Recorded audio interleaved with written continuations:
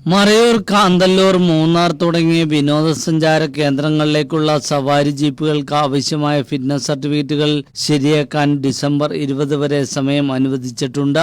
നിശ്ചിത സമയത്തിനുള്ളിൽ രേഖകൾ പുതുക്കാത്ത വാഹനങ്ങൾക്കെതിരെ നിയമ നടപടി സ്വീകരിക്കുമെന്ന് അധികൃതർ അറിയിച്ചു. വിനോദസഞ്ചാരികളുമായി സൗഹൃദപരമായ പെരുമാറ്റം പുലർത്താനും പ്രശ്നങ്ങൾ ഉണ്ടാകുന്ന പക്ഷം നിയമപരമായ മാർഗങ്ങൾ വഴി പരിഹാരം കാണാനുമാണ് ഡ്രൈവർമാരോട് നിർദ്ദേശം നൽകിയത്.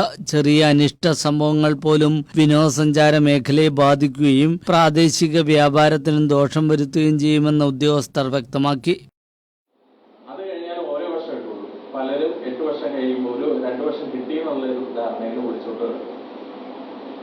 അതുപോലെ തന്നെ ഇൻഷുറൻസ് 5 വർഷത്തെയോ 3 വർഷത്തെയോ ഒക്കെ എടുത്ത ശേഷം പിന്നീട് അത് പുതുക്കാൻ വിട്ടുപോകുന്ന ആൾക്കാരുണ്ട്.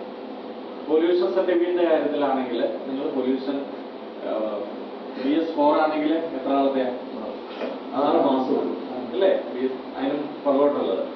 പുതിയതാണെങ്കിൽ 1 ഇയർ ഉണ്ട്.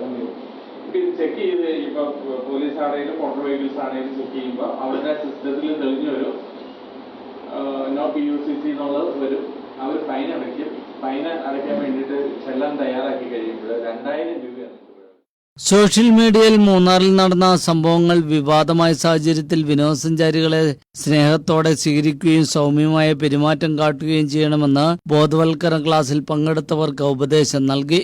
മറയൂർ SI മാഹിൻ സലീമിന്റെ നേതൃത്വത്തിൽ സംഘടിപ്പിച്ച ക്ലാസിൽ motor vehicle inspector Chandralal KK, Devikulam assistant motor വാഹന വകുപ്പ് ഇൻസ്പെക്ടർ നിഷാൻ ചന്ദ്രൻ, മറയൂർ SI അബ്ദുൽ അസീസ് തുടങ്ങിയവർ സംസാരിച്ചു. News bureau, Marayur.